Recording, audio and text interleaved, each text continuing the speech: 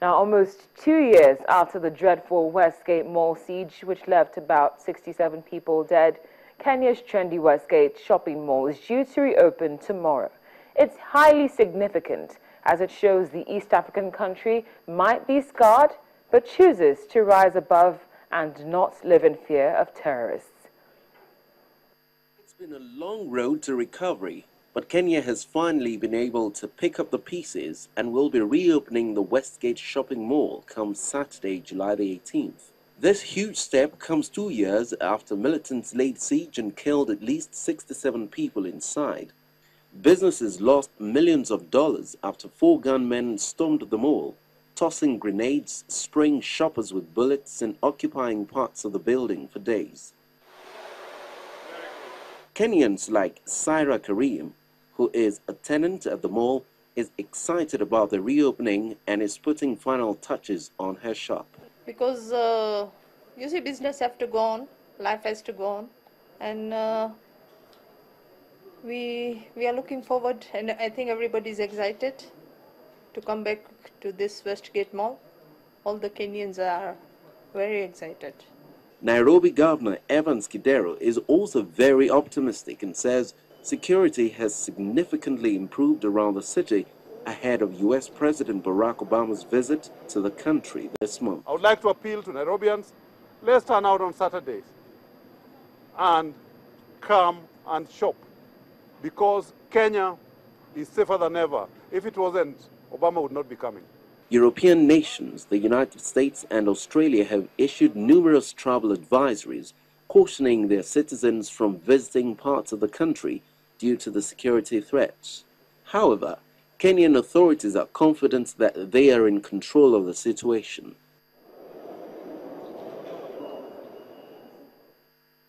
Indeed, it's a very significant day for Kenya tomorrow. We'd just like to give you a quick rundown right now of the attacks, the major attacks which Kenya has come under courtesy of al-shabaab. Now, the first major attack, which has never left the memory of anyone, occurred back in 1998 on August the 7th.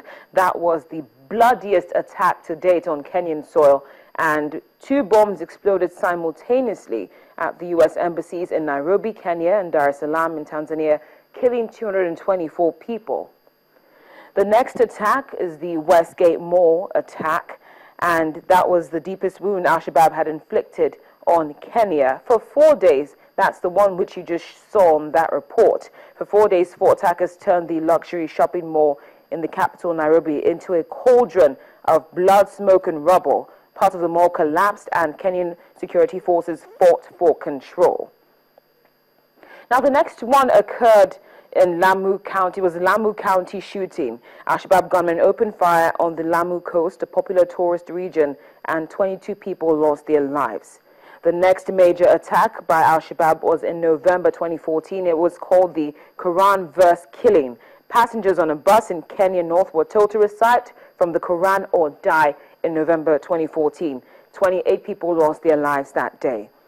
After that attack, another one came just a month later on. That was the 2014 Quarry massacre. In that incident, al-Shabaab militants carried out the same massacre, division of captives by religion at a rock quarry not far from the Somali border. They shot Christian workers and spared their Muslim colleagues. 36 people lost their lives in that incident. Now, the latest, besides this massacre, occurred earlier on this year. That's the University of Garissa. You will recall that over 140 students lost their lives when militants from the al-Shabaab group stormed the university, and that was done by 4 gunmen. The latest is that which occurred in the quarry, similar to that which occurred on December 2014. Al-Shabaab gunmen killed 14 people, mostly quarry workers, in an overnight attack on a residential complex in northeast of Kenya. Well, for more on that, we're joined right now on the program by Vincent Kimosop. He is in Kenya, and he's the Chief Executive of the International Institute of Legislative Affairs. Mr. Kimosop, thank you very much for your time on the program. Welcome. How are you?